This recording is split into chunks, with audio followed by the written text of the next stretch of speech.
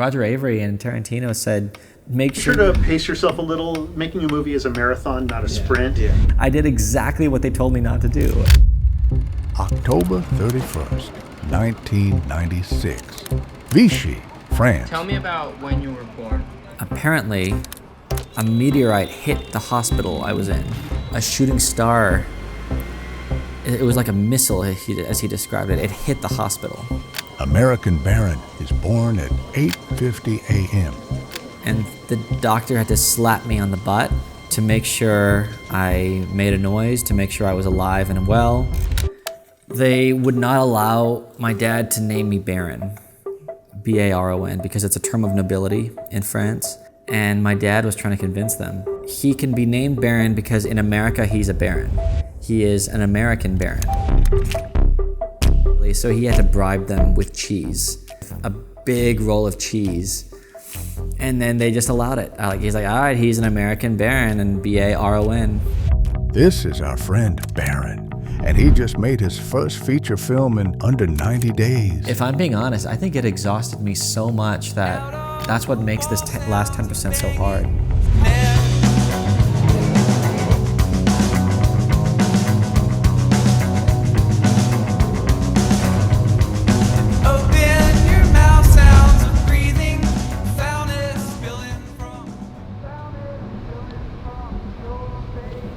I usually wake up at around 5:30, and because Keone, you came at 7 a.m., you couldn't exactly come right in the morning. I'm gonna recreate my morning routine. The night before, at around 9 p.m., I set a fresh pad here and a pen there.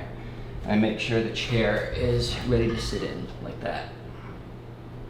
Then usually I'll put my glasses here. And then I'll turn off this light. I have my nose strip on so I can breathe. All right, so I'm in bed. It's around 9:30 p.m. And then it's lights out. I turn it off and I right away, I jump. I just go straight into it, like that. Glasses on.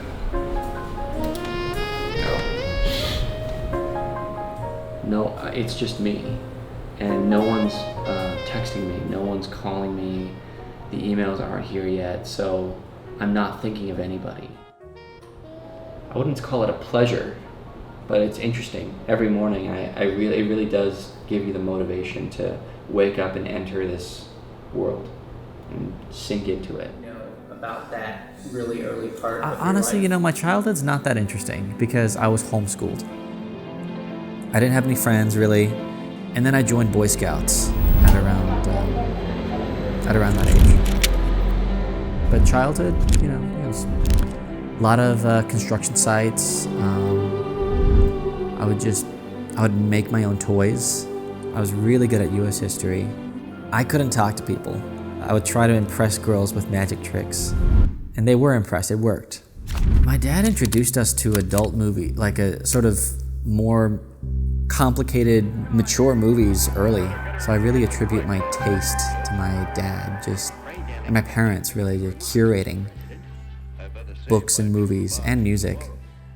The movie for me was Barton Fink. I remember watching that and it just imprinted such a big mark in me that I really wanted to make movies like that. I remember watching that and I wanted to be a filmmaker because I felt like it added to my life.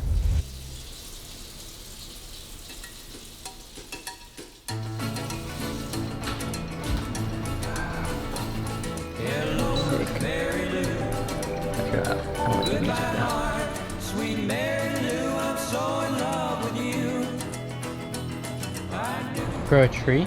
Yeah, I grow a little digital tree here. If I sit there for like 20 minutes. This is my forest this year. Oh. We're about to go to Cisco's and I go there maybe 3 days a week for breakfast. It's the same waitress. She knows my order at this point. She doesn't even ask. She brings a coffee and potato, egg and cheese breakfast. We haven't said a word to each other. other than, hey, thank you, more coffee, thank you. We don't know each other's names, nothing.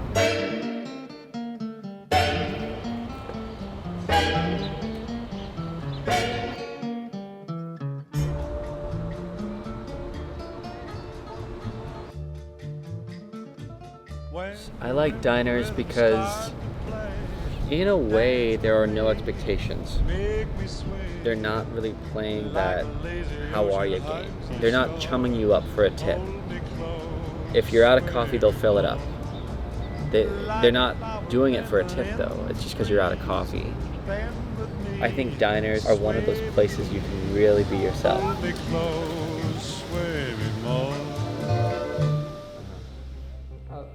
We'll warm up with that one, just to like Wait, you showed me one. Tell me about the inspiration behind Two Sleepy People. So that idea emerged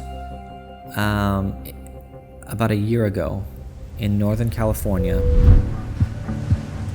My personal life was in shambles at that point. You know, the relationship was in an awful place. And 4 months prior, I'm walking along, Metro Butler Park here in Austin, and this guy comes up to me, and his name is Ethan. He says, "Oh, I love your videos. I make videos too." And he had a camera with him, and he said, "Could I take a picture of you?" And he took a picture of me. And I looked at his stuff, and his stuff was amazing. I loved his material, and so I followed him back, and I remember talking to him one day about how I had no creative friends. I had no people to struggle with. And he told me about Creator Camp, and it was there that I realized how good this life was. And I think I wanted to stay in this dream forever. I wanted to stay there. And that's when the idea emerged. And it was supposed to be this thing where these people couldn't live their real life. They couldn't make this real life, so they had to make it a TV show. And that's what I wanted. I wanted to live some version of this in Northern California forever. And I didn't want to go back. I didn't want to wake up. So I took away the whole sitcom idea. I took away the mockumentary. I just narrowed it down to like 4 locations so that we could film it easier. What was your biggest takeaway from this whole experience, would you say? Honestly, that no matter how hard it is, it's so much better to make movies than not. That's the big takeaway. Like, something about making movies and making videos, it's just way too good. Creating. There's so much meaning in it because you're making something that didn't exist before. It's so easy to kill something, to destroy something. It takes hours to build something. I think that's the big takeaway, is that we are flooded with hundreds and thousands of movies, way more than we could ever consume in one lifetime. And somehow it's still better to make movies than not. To be in an audience full of people, to watch them laugh their guts out and then bawl their eyes out in the span of like 90 minutes. It's a crazy feeling. Electrifying. Thank you to everyone who worked on this. Thank you to Creator Camp, really, for taking a shot on this.